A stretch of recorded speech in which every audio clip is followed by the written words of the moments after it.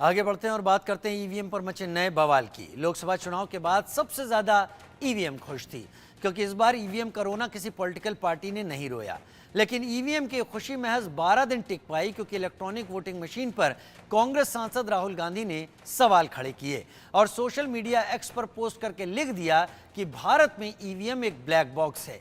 राहुल की यह टिप्पणी तब आई जब दुनिया के सबसे अमीर बिजनेसमैन एलन मस्क ने एआई के जरिए ईवीएम के हैक होने की खतरे के बारे में सोशल मीडिया पर पोस्ट कर डाला।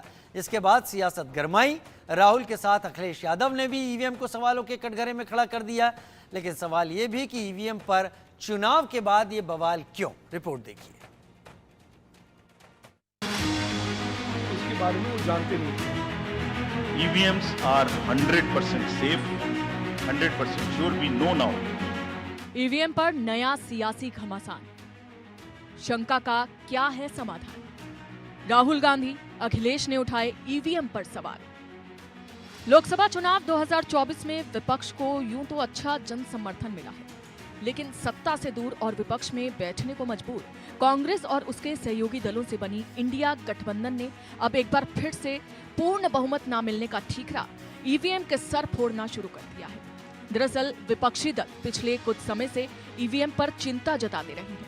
विपक्ष ने शीर्ष अदालत में याचिका दायर कर voter verifiable paper audit trial यानी कि वीवीपैट पर्चियों का 100% मिलान करने की अपील की थी, लेकिन अदालत ने इसे स्वीकार नहीं किया।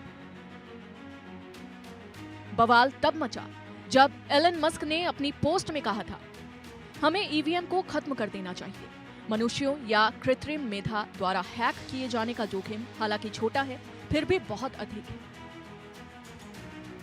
इस पोस्ट में एलन मस्क ने ईवीएम हटाने की बात कही, जिस पर विपक्षी नेताओं ने प्रतिक्रिया दी, जिसके बाद चुनाव आयोग की ओर से भी जवाब दिया गया। एलन मस्क की पोस्ट का विरोध करते हुए बीजेपी नेता और पूर्व केंद्रीय मंत्री राजीव चंद्रशेखर ने लिखा, ये गलत है। कोई कनेक्टिविटी नहीं, कोई ब्लूटूथ नहीं, वाईफाई नहीं, इंटरनेट नहीं, कोई रास्ता नहीं। फैक्ट्री प्रोग्राम किए गए नियंत्रक जिन्हें फिर से प्रोग्राम नहीं किया जा सकता, इलेक्ट्रॉनिक वोटिंग मशीनों को ठीक से डिजाइन किया और बनाया जा सकता है, जैसा कि भारत ने किया है।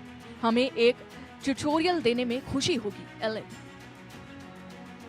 उन्होंने जो कहा ईवीएम्स के बारे में, उन्होंने एक कॉन्टेक्स्ट में कहा और उन्होंने मुझे लगता है कहा क्योंकि वो इंडिया के ईवीएम और यूएस के ईवीएम में जो फर्क है उसके बारे में वो जानते नहीं थे।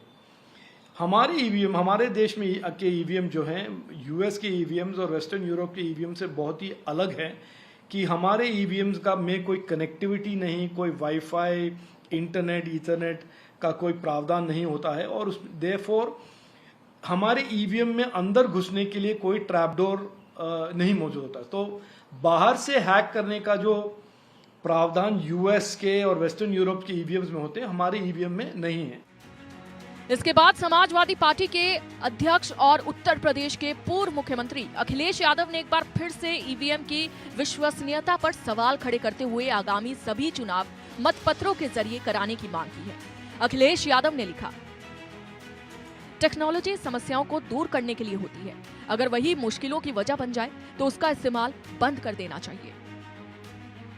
अखिलेश यादव ने इसी पोस्ट में बीजेपी पर निशाना साधते हुए ये भी लिखा कि जब ईवीएम को लेकर दुनिया के जाने माने टेक्नोलॉजी एक्सपर्ट्स शंका जता रही हैं, तो फिर ईवीएम के इस्तेमाल की जिद के पीछे की वजह क्या है? इससे पहले कांग्रेस नेता राहुल गांधी ने ईवीएम को लेकर कहा था, ईवीएम एक ब्लैक बॉक्स है जिसकी जांच करने की किसी को इजाजत नहीं है। इस पोस्ट के साथ गांधी ने एक खबर भी साझा की, जिसमें दावा किया गया कि मुंबई की उत्तर पश्चिम लोकसभा सीट से 48 वोट से जीत दर्ज करने वाले शिवसेना के उम्मीदवार के एक रिश्तेदार के पास एक ऐसा फोन है जिससे ईवीएम में छेड़छाड़ संभव थी। जिसके बाद विपक्षी नेताओं की ओर से सवाल खड़े करने के बाद मुंबई उत्तर पश्चिम लोकसभा सीट की निर्वाचन अधिकारी वंदना सूर्यवंशी ने कहा कि ईवीएम स्टैंड अलोन सिस्टम है, इसे अनलॉक करने के लिए ओटीपी की जरूरत नहीं। ये एक अखबार के माध्यम से फैलाया जा रहा एक झूठ है।